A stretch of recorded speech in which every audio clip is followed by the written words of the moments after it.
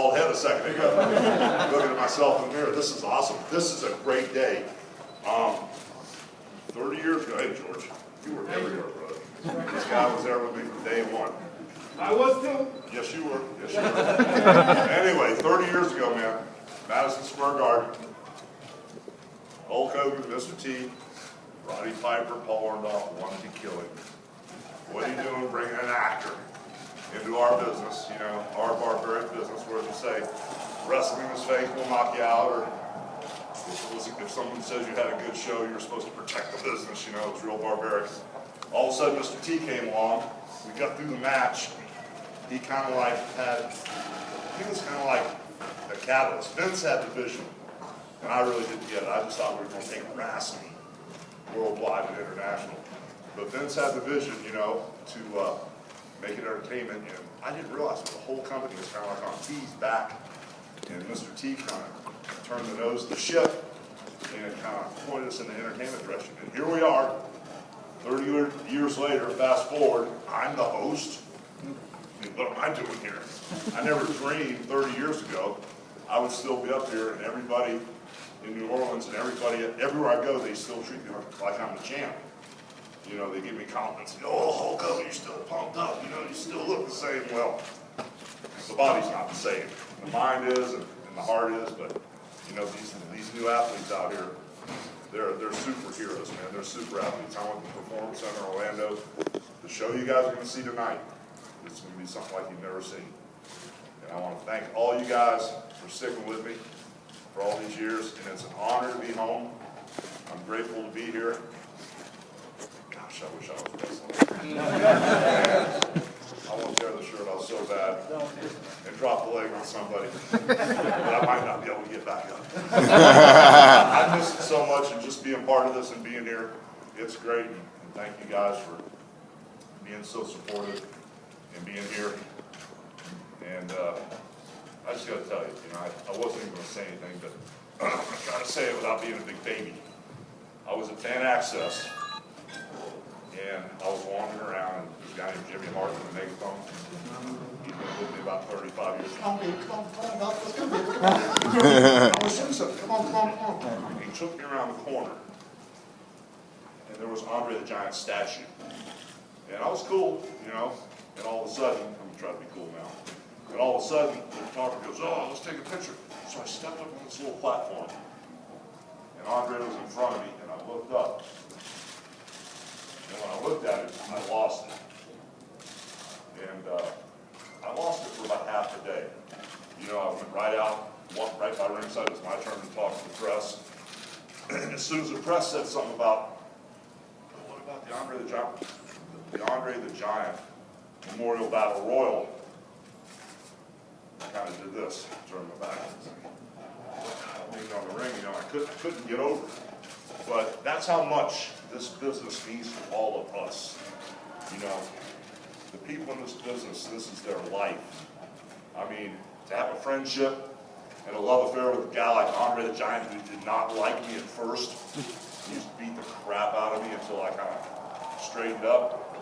And what this business has done for all of us, providing us a lifestyle, and the fact that the McMahon family, Vince McMahon and Steph, Triple H, everybody has made this so that we can just keep rolling and keep getting it bigger and bigger. This is just an honor for me to be here.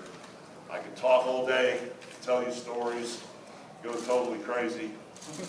But man, I'm so happy you guys are here to see the spectacle today.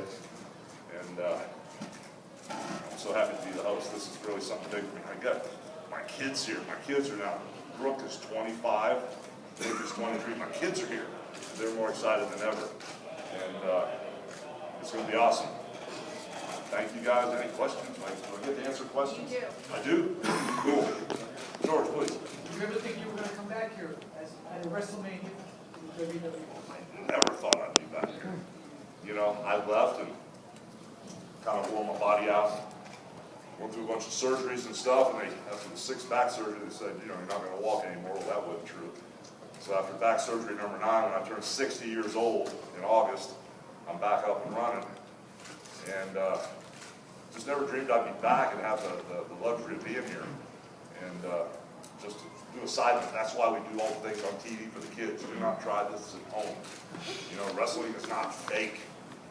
It's predetermined. We know who's going to win or lose. But what happens in that ring, you do get hurt, you know. And so I'm here to testify that you do get hurt. But I never dreamed I'd be back, and I'm happy to be home, George. And you know that, brother. I'm here to stay. Yes, sir. Your time in New Orleans, just talk about the week and expectation-wise, just your time in New Orleans this week. But here's the problem, brother. I've already been spoiled by New Orleans. I was the king of bodies a few years back. And they brought me in a few days early, and they took me to, I thought they were going to work me to death. They took me to the nicest restaurants, fed me like a king, and it was the first time I really got a chance to see the city and see all the devastation after Katrina. You know, it blew my mind. But this week has been a lot of work, done a lot of media stuff, and I just can't believe how pumped up this town is for WrestleMania 30. I mean this with all my heart. When I walk down the street, people treat me like I'm still the champ in this town. And they are pumped up, jacked up for WrestleMania 30. And the thing is, the louder that crowd gets, and the more energy that they put out, the harder those superstars are going to work in the ring. So this town and this week has been amazing, brother. Oh, sir. Yes, sir. What's going on, man? Ernest for Done 360. So we just heard that The Rock is actually in town. Yo. So can we expect a reunion in the ring tonight? Well, we ran into each other in the green room.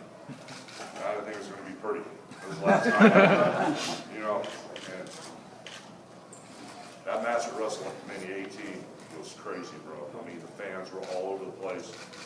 We got into a little bit of a heated situation in the middle of that match, which is a personal deal between me and him.